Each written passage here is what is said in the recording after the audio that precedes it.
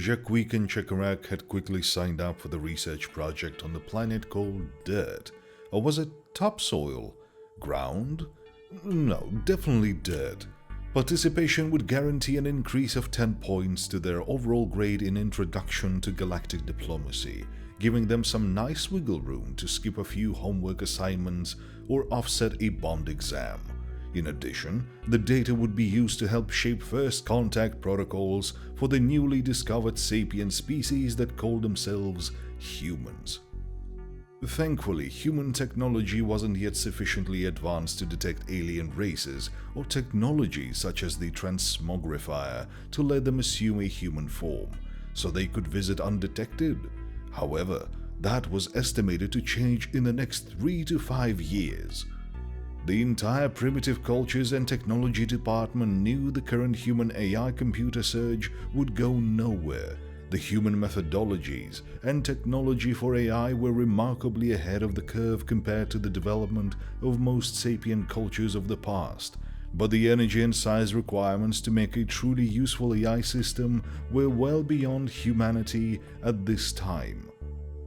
It was a planned experiment at the Large Hadron Collider in the human year of 2026 that the professors determined with 99% probability would accidentally introduce humanity to some of the deepest secrets of the universe, introducing faster-than-light travel and how to draw nearly limitless power from the background radiation within a galaxy.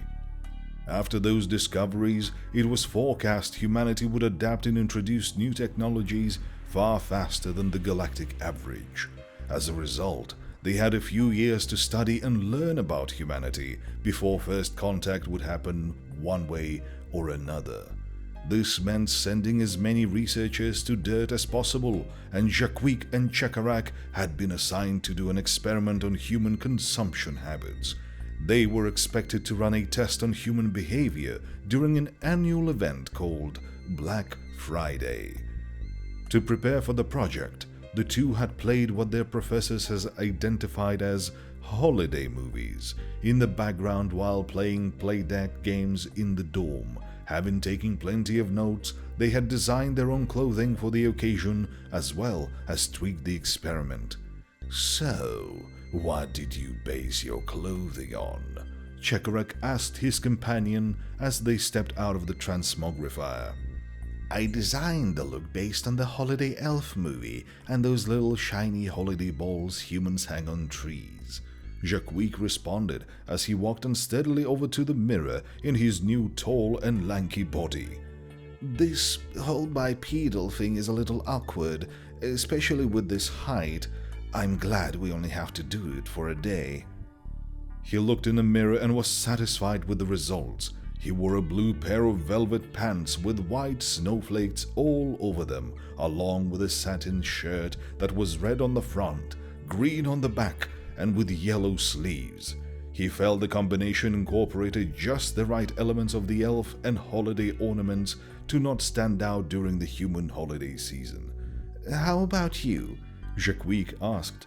"I remember a lot of the movies had some older fat guy in a suit, so that's the look I'm going for," Chekarak said with a thoughtful wave of his tentacles. "Oh, right. If I remember correctly, there's this whole size disparity thing between the elf and the fat dude. Since an elf is tall, you should be short," Jacques suggested. "Sounds good," Chekarak said. "I'll just do a quick Galnet search to double-check things before I make the final adjustments."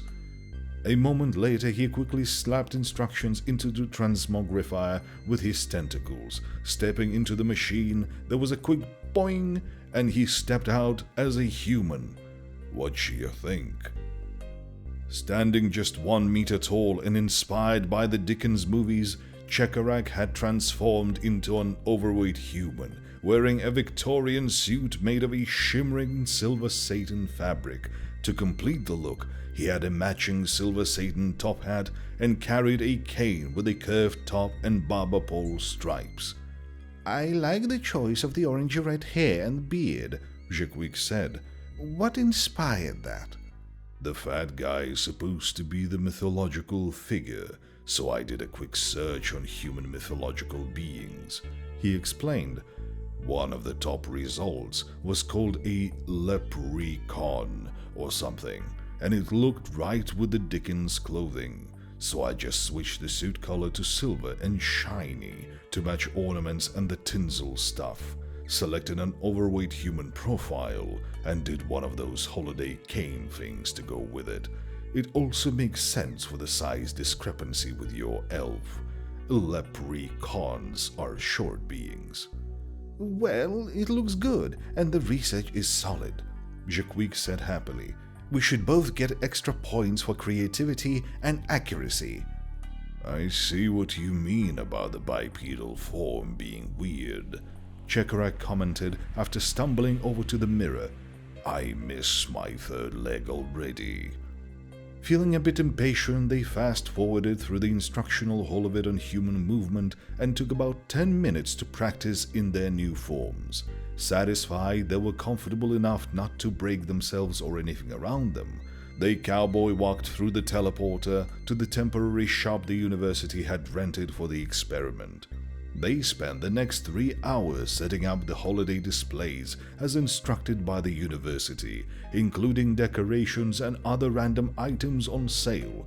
However, to make it all work, they needed to pay special attention to the product called the Doorbuster. "The autofab is ready," Chekarak reported as they finished up preparations. "It's fully stocked and ready to make plenty of our doorbuster things." "Won't that be a problem?" Jacques was quick to point out. "We aren't supposed to have an unlimited supply." "No problem at all," Chekarak responded with a goofy grin. "We just keep it hidden in the back room behind a curtain. I can load up a cart and bring out a few at a time to keep up the appearance of scarcity. What about our advertisements?" "I just sent out the delivery drones," Jacques said with a satisfied nod. "According to my research, humans are now using drones for everything. That big online retailer place was testing them, so they should be everywhere now, and ours shouldn't look amiss as they show flyers under every door in the city. Since we're delivering them during the meal period called dinner, we should get a good response. The design should also help.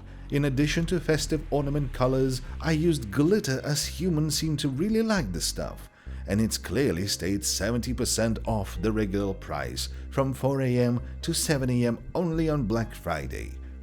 "That should get us a large crowd," Chekarak commented. "Do we need anything outside to control the numbers?" "I don't think so," Jacques answered firmly. "According to the images I found, humans will come early and set up chairs outside the store. They'll keep themselves organized. I just put up a sign on the window that says, 'Please form an orderly single file line starting here.' I don't think we'll need anything more than that." "Oh, that was a good idea," Chekarak said excitedly. "Humans are good at putting up helpful signs with instructions. It seems effective. Only one question. The professor said we should do that fruity eye device. Are you sure about this change in product?" "Absolutely," Jacques said emphatically.